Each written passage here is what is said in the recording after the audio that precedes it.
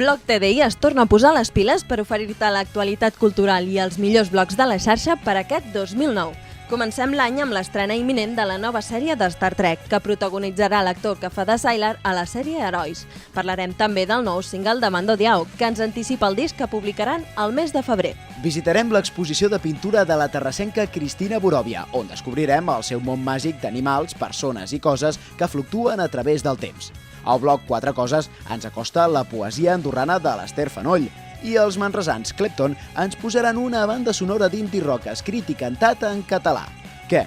En vols més? Doncs no et separis de nosaltres, perquè comencem!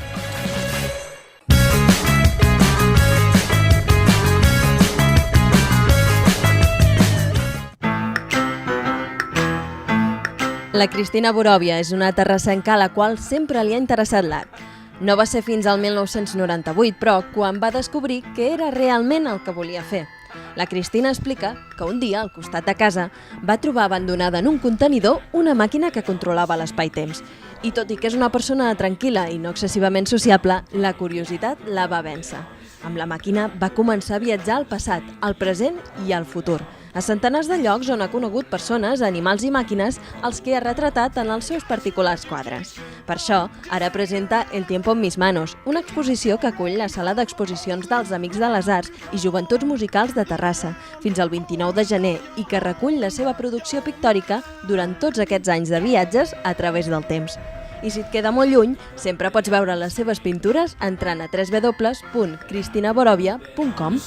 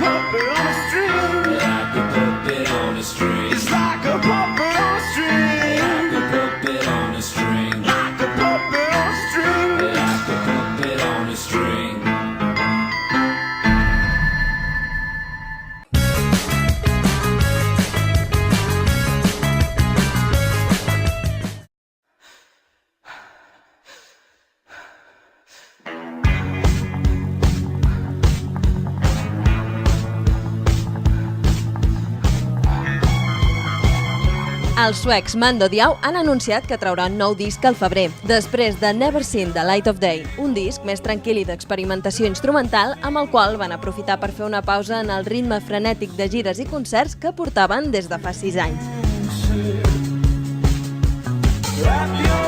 Ara sembla que han tornat a agafar forces i avisen que Give Me Fire, que ha estat produït amb The Salazar Brothers, serà un disc rocker i amb tocs de soul.